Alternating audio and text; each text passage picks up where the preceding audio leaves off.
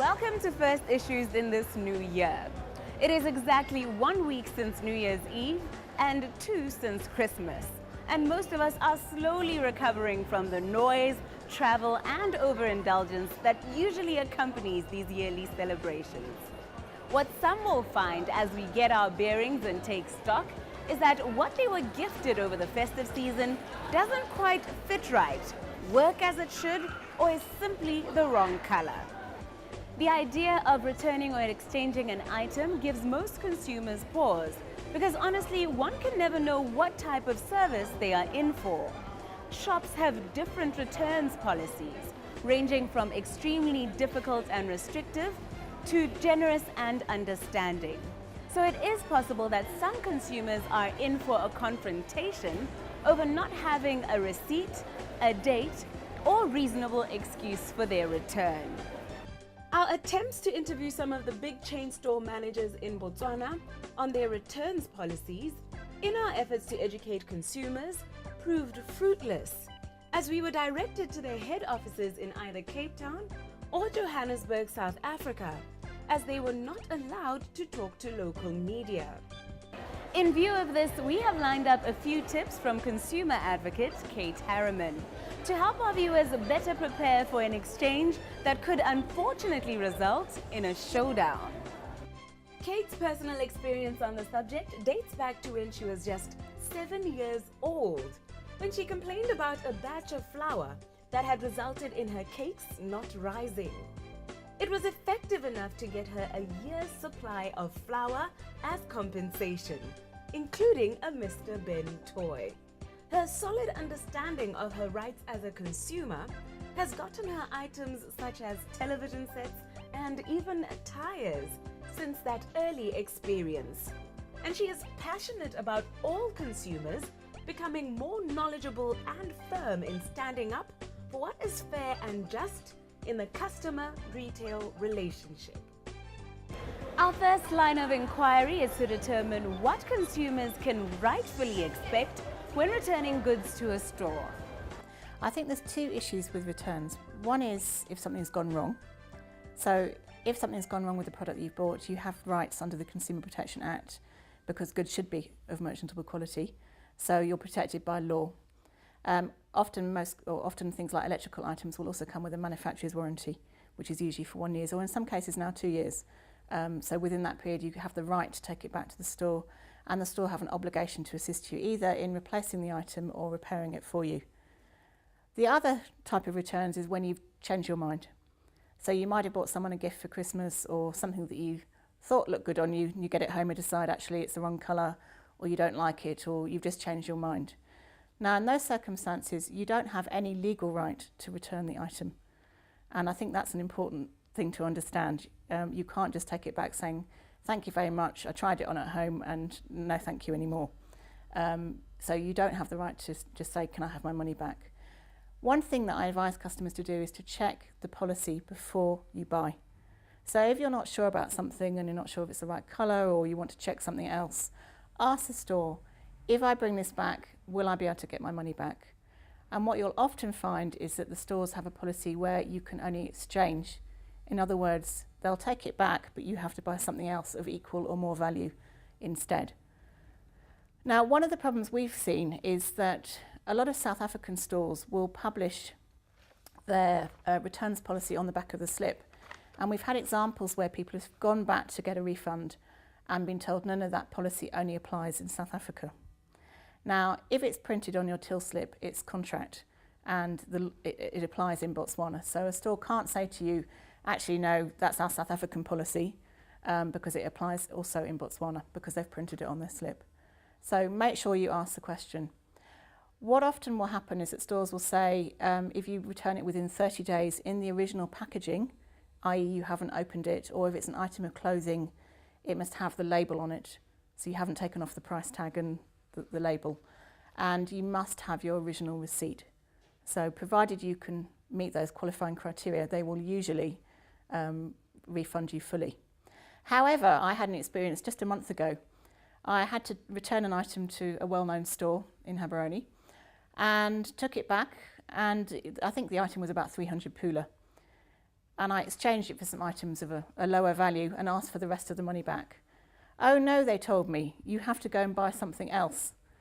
And I said, well, that's curious because at the back of your till slip says goods returned in 30 days in the original packaging with the receipt are applicable, you're entitled to a full refund.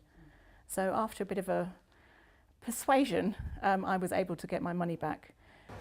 Are there products that can never be returned for an exchange or a refund, regardless of varying store policies or even where one is in the world?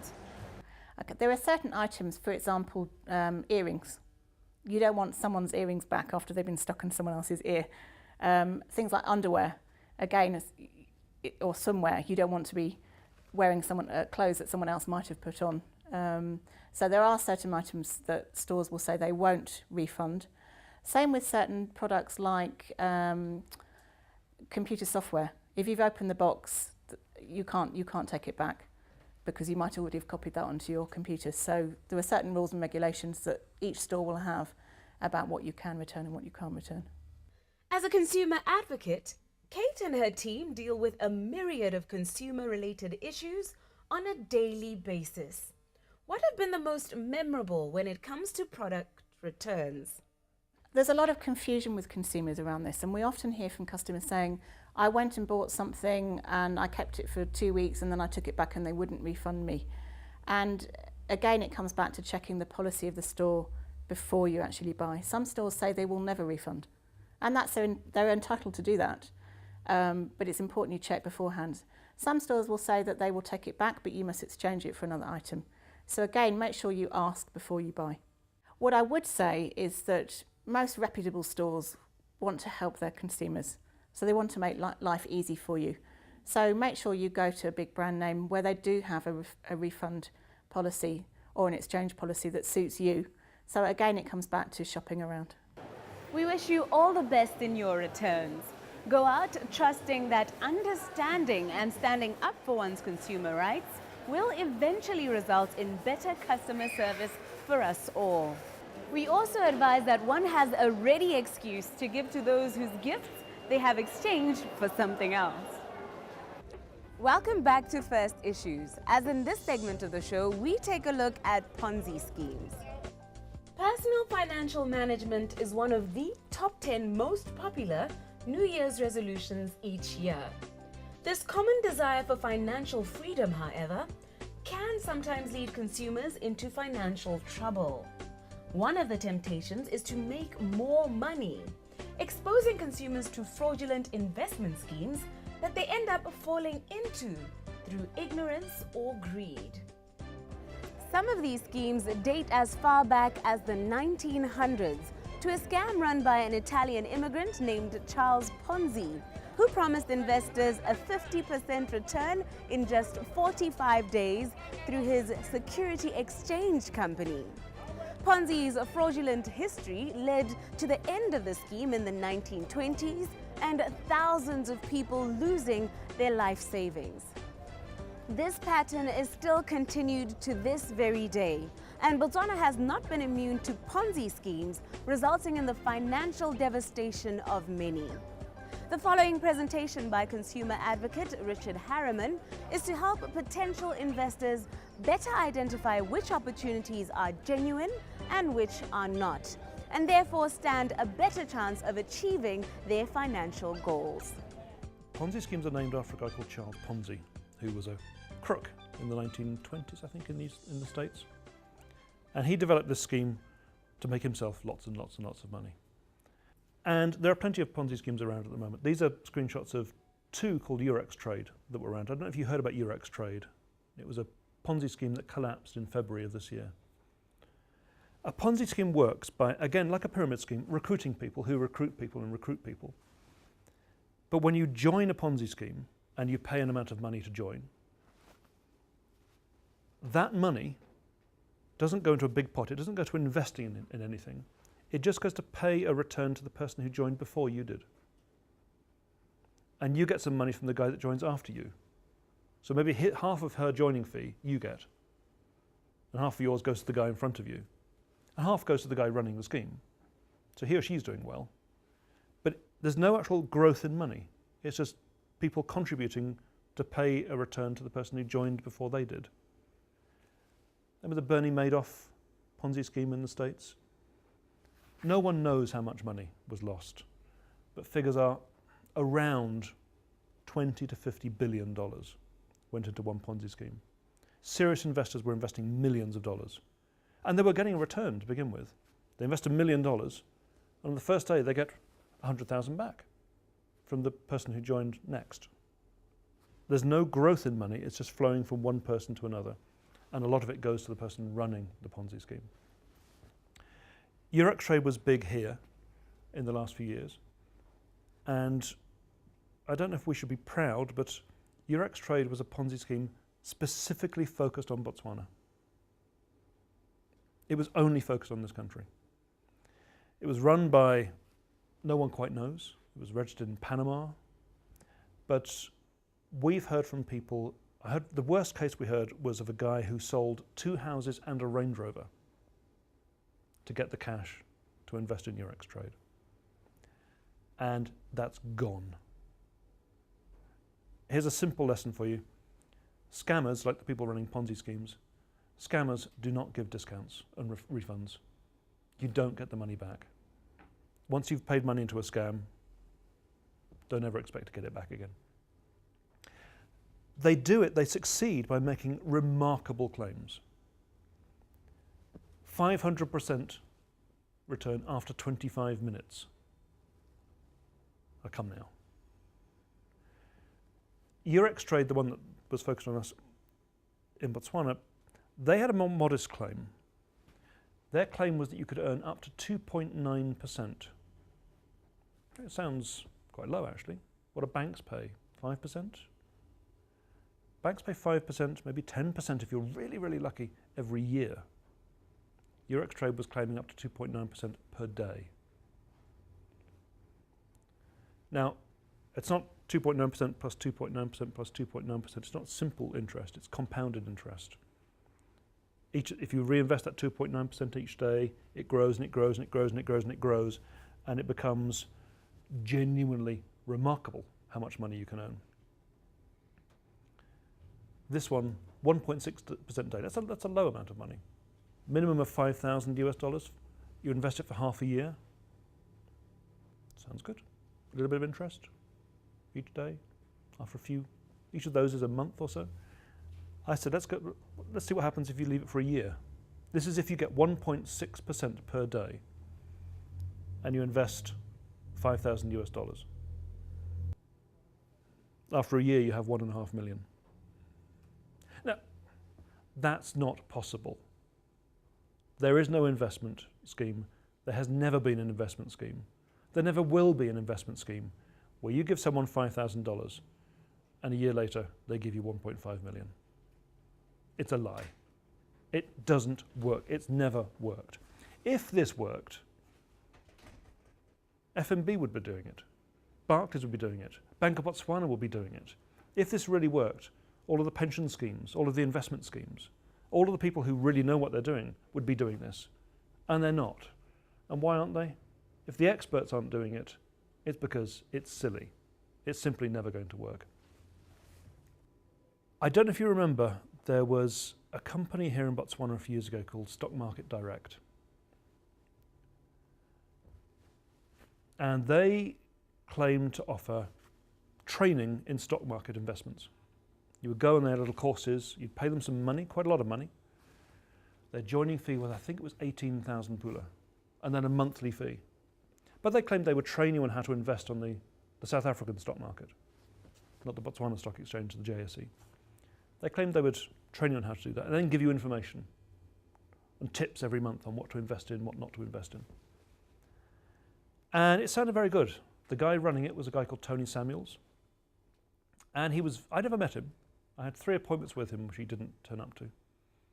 He was apparently very slick, very smooth talking, nice suit, good looking guy, fantastic talker. People gave his company a lot of money.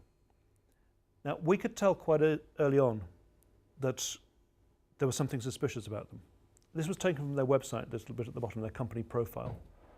Second sentence, The company's now been operating for several years with offices in Johannesburg, Mbabane, Maseru, Windhoek and now Gaborone. It's a lie. It wasn't true. They had an office in Gaborone, just here, just a few roads down in Finance Park. They had no office in Joburg, or Mbabane, or Maseru, or Windhoek. I know because we checked. That's the first thing. Stock market investment company that lies about where they have offices, I think you have a right to think, suspicious. Everyone had a right to be suspicious about Stock Market Direct. There we go. Their claim that turned out to be not true. That's what happened. That's Tony Samuels. The clip from the Botswana Guardian a couple of years ago. In fact, I've heard from various people that 3 million pula is a massive underestimate. It was closer to 6 or 7 million pula that he ran off with. And what he was doing was people were coming for training, they were coming for these tips, and they're thinking, well, it's too difficult. Mr. Samuels, could you invest for me? And they were handing over, so one person handed over 600,000 pula. And Tony Samuels was last seen heading for the border. The interesting thing is that despite the fact that people met him, and shook his hand and took his business card, Tony Samuels didn't exist. There was a human being, but Tony Samuels wasn't his name. There's no trace of him anywhere. These days, you leave a footprint in cyberspace everywhere you go. Every time you go on Facebook, you go to LinkedIn, everyone can be traced these days if they have a cell phone or an internet, some sort of internet activity. He didn't exist. I also asked the staff of Stock Market Direct after it collapsed, the former staff, whether they'd ever seen his ID, his passport or his driving license. No. He was a figment of his own imagination. Now, there are still companies operating exactly the same business model here in GABS at the moment. One of the few really good regulators we have in Botswana is NBFIRA. You might have come across them in the news. Take a deep breath. The Non-Bank Financial Institutions Regulatory Authority. The worst name of an organisation in the country, but everyone calls it NBFIRA. Their job is to regulate and govern every sort of financial activity that isn't a bank. Banks are regulated by Bank of Botswana. Everything else is regulated by NBFIRA. And NBFIRA are really good. You often see adverts in the papers, little notices saying this insurance broker has been shut down or don't deal with this company. They often put in posts about companies like Stock Market Direct. They were too late for Stock Market Direct, but they've been putting posts in the papers recently about other companies who do exactly the same bit of business. They train you. And then what NBFIRA said is they're not licensed, this other company is not licensed to take people's money. You can advise people, you can train people on how to trade on the stock market, that's fine, if you've got those skills. You can't take their cash to invest without being a registered broker. So be very wary of any company that says they can make you lots of money on the stock market. Very few people make lots of money quickly, or indeed any money quickly on the stock market, or with foreign exchange. There's a lot of companies going around offering to make you a fortune with foreign exchange. Trading between the euro and the dollar and the pula and the rand and the renminbi and all these things. Again, if you could make money that quickly that way, the banks would be doing it. And they're not. Banks are making this much money. So how do any of us think we can make that much money? And when we're amateurs. And they're bankers. X-Forex is one of these. You might have seen these pictures on Facebook. These are both taken from Facebook. You seen this? There's various pictures. They all involve loads of money. There's one with a room, someone's sitting room full of dollar bills. But it's all pictures like this of money. And it's specifically focused on Botswana. Mr. Nyang from Botswana has made $7,871 from da-da-da-da. So can you. Look how easy it is to register. No. No. These images, by the way, are nothing to do with anyone in Botswana. These are stock pictures from the internet you can just download for free. It's nothing to do with Xforex or the so-called Mr. Niang in Botswana. It's not how people make money. Another one that's recent is called Option Rally. A number of people have contacted us about saying, what is this Option Rally thing? And they offer what's called binary options trading, which is legitimate. It's a way of trading in stocks and shares, which is binary. You win or you lose. There's no in between. So for instance, you might invest $100, 100 pula, let's say 1,000 pula. And the deal you sign with Option Rally is, if you win on this trade, they'll give you 850 on top. Let's say 750 on top. But if you lose, if you don't predict what's going to happen correctly, you lose almost everything. But the numbers are weighted so that for every winner there's a loser, but the losses are greater than the winnings. So overall, you lose each time, on average. And where's that loss going? To that company. They trade like a casino. Casinos trade on the fact that overall, on average, you lose. Some people win, most people lose. I used to know someone who used to go to the casino in Gabs quite often with his wife, every Friday night, Saturday night. It was their pastime. They were both accountants, and they had a strict spending limit. So 500 pula was their maximum. As soon as they lost 500 pula, they'd go home. They were very disciplined. And that was their pastime. 500 pula is what you might spend 500 pula going out for a big meal or a drinking session. But that was their pastime. And eventually they won the jackpot, and they came to work the next day in the little car they'd won. And they thought, fantastic. As an accountant, you think they know better. We've won. We got the little car. Ignoring the fact they've been gambling for 10 years. They probably paid that amount of money for the car several times over in that 500 pula every week. Option Rally, I spoke to them. I actually registered under an assumed name on their website. They say they claim up to 78% profit. Spoke to them on the phone, and they confessed on the phone, as a company, they're not registered or regulated with any financial authority anywhere in the world.